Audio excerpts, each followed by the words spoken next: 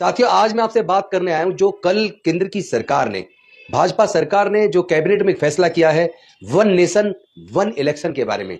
यानी कि एक देश एक चुनाव। कहने में ये अच्छा लगता है, लेकिन क्या ये भारत में संभव है?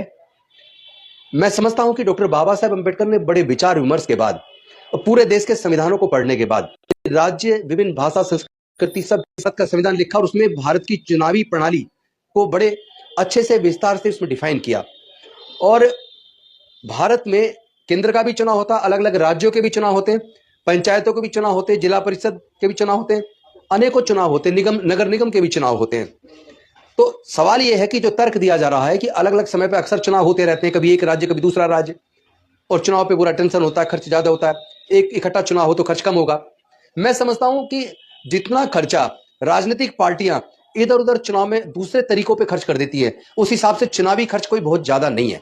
लेकिन जो भारत में संघीय प्रणाली है और उस संघीय प्रणाली में केंद्र का चुनाव होता है, राज्यों के चुनाव होते हैं। अगर सरकार, सपोज करो, एक साल बाद कोई सरकार गिर जाए, कोaliशन गवर्नमेंट है, सरकार गिर गई, तो उसके बाद क्या बाकी का बचा हुआ 4 साल है, क्या देश में राष्ट्रपति शासन लगेगा? तो क्या टेक्निकली ऐसा पॉसिबल है? और वैसे भी जो केंद्र सरकार इन 4 राज्यों का चुनाव होना था, 4 राज्यों का चुनाव भी एक साथ नहीं करा पा रही, उनकी डेट तक डिसाइड नहीं करा पा रही। लोकसभा का चुनाव कराने में 7 चरणों में चुनाव कराया और उसके बाद भी चुनाव में निष्पक्षता पर सवाल उठे। तो ऐसे में ये पॉसिबल कैसे होगा? सरकार बीच में गिर जाएगी तो फिर आगे क्या व्यवस्था होगी? अगर जो अभी सरकारें बनी है, जिसको बने हुए अभी 1 साल भी नहीं हुआ, या जो सरकार अब बनने वाली है, अभी रिजल्ट आएगा 8 तारीख को, तो इसके बाद अगर वन नेशन वन इलेक्शन होगा तो पूरे देश के राज्यों का, निगम निकाय चुनाव का, पंचायत के चुनाव का और केंद्र के लिए होने वाले लोकसभा का चुनाव एक साथ कैसे होगा? तो ये टेक्निकली फिजिबल नहीं है, पॉसिबल ही नहीं है। मैं एक बात और कहना चाहता हूं, बहन मायावती जी जो फूले साहू अंबेडकर पेरियार की विचारधारा को मानवर कांसीराम साहब लेकर चले, उसी विचारधारा को बहन मायावती जी ने भी आगे बढ़ाया।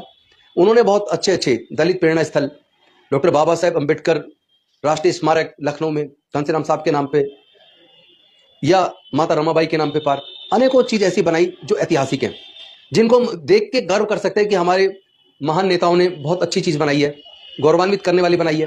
लेकिन मैं इस बात से अचंभित हूं कि वन नेशन वन इलेक्शन जो टेक्निकली पॉसिबल नहीं होता तो बाबा साहब उस तरह की व्यवस्था करते, उसके ऊपर बहन मायावती जी ने इतनी जल्दबाजी में उसका समर्थन कैसे कर दिया? ऐसे ही जब 10% ईडब्ल्यूएस के नाम पर रिजर्वेशन आया, उसके ऊपर ना कोई कमीशन बैठा, ना कोई सर्वे हुआ, और फिर वैसे भी अगड़ी जातियों में कितने परसेंट लोग गरीब हैं? ज्यादा 3-4% होंगे, लेकिन 10% उनको कैसे मिला? उस पर भी समर्थन दे दिया। तो मेरी समझ नहीं आ रहा है कि जिन बहन मायावती को हम सब लोग, पूरा बहुजन समाज अपना नेता मानता है, वो अचानक कैसे इस तरह का समर्थन दे देती हैं। इस पर तो खैर समाज सोचेगा और समाज को संतुष्ट करने की जिम्मेदारी बहन जी की है। लेकिन मैं ये कहना चाहता हूं, टेक्निकली एक देश एक चुनाव संभव नहीं है। बीच बीच में कई बार ऐसा होता है कि सरकारें गिर जाया करती हैं या गिरा दी जाया करती हैं। तो ऐसे में क्या राष्ट्रपति शासन 4-4 साल 3 साल लगातार लगा रहेगा? ये पॉसिबल नहीं है। आगे भी भविष्य में ऐसा होगा कि सरकारें गिरेंगी, फिर चुनाव होगा, सरकारें गिरा दी जाएंगी, कोalition टूट जाएंगे। अगर अभी सपोज करो कल को तेलुगु देशम पार्टी अपना विड्रॉ कर लेती है सपोर्ट, और जेडीयू सपोर्ट विड्रॉ कर लेती है, तो क्या केंद्र की सरकार बचेगी? गिरेगी ना।